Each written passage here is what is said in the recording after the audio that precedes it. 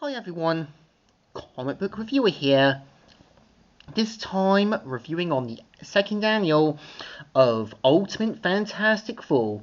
Now, as you know, much like Ultimate X-Men, Spider-Man, and the Ultimates, Ultimate Fantastic Four had about one or two annuals, one of which is meant to feature the return of Ultimate Mole Man. After I've read some of the early issues for the review, I managed to find obviously annual 1 and 2 from my comic book store, and the cover mainly has the Ultimate Fantastic Four shocked that Ultimate Mole Man's returned. So let's get on with the story. It starts off how obviously the military helicopters landed at the new think tank after everything that happened with the Ultimate Fantastic Four. We see how General Ross and that want to see the progress with everything going on, and him saying, "That I can confirm. Tonight Spectrum will unite the Organ think tank with Dr. Storm's proteges. I think you'll find that our projects will dominate the proceeding. Let me show you." And we see how obviously it's meant to be the younger proteges. Some are making like robotic bees, special devices, and so forth. Until we obviously see that the ground starts to move, everyone wonders what's going on. And right away, we obviously see how the Ultimate Fantastic Four are called into action to help the young proteges. And right away, Ultimate Mole Man has returned, and General Ross obviously saying, "Molvivic, welcome my friends. Welcome, my guests, I should say. My very honoured guests." And right away, Ultimate General Ross tries to confront him, but right away gets taken away by the sort of like fungus-like henchman, and we see how he plans to use the sort of proteges as his new sort of plan. And right away wants one of them to write his life story, which is obviously meant to be a dark mirror to Ultimate Reed. But the only difference is Ultimate Reed is a lot like Pandora and didn't think through his actions.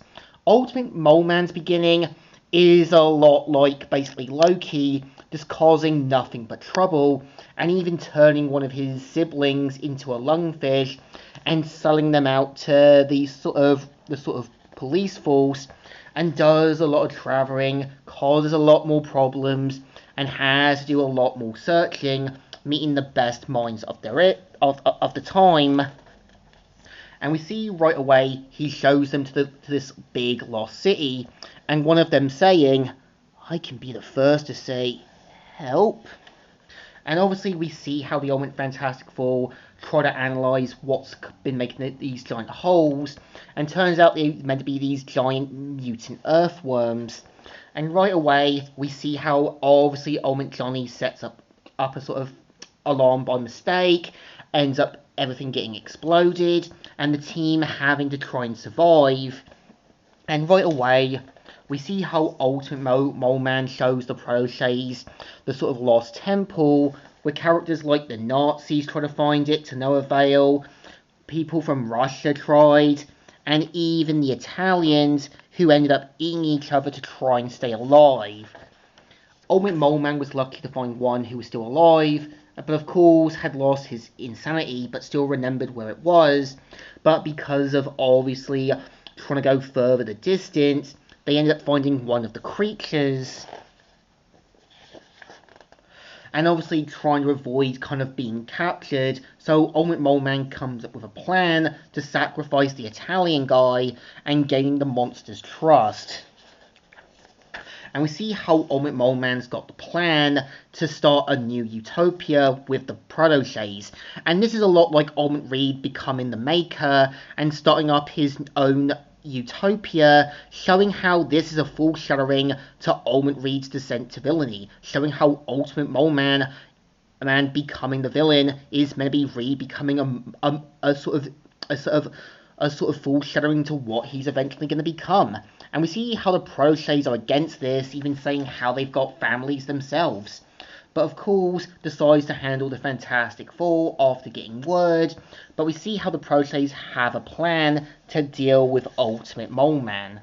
And we see how after getting further in, we see how they have to deal with the creatures from down below, which obviously gives this journey to the center of the earth feel, and everyone trying to do what they can to try and stay alive. We see how Almond Reed has a plan, but of course, Johnny not really hearing Almond Reed's advice, but obviously thinks it on his own, due to nocturnal creatures not being able to be used to the light. And obviously right away, they come face to face with Ultimate Mole Man, and then kind of take on Ultimate Mole Man's forces, and turns out he's also upgraded them with his own new sets of powers.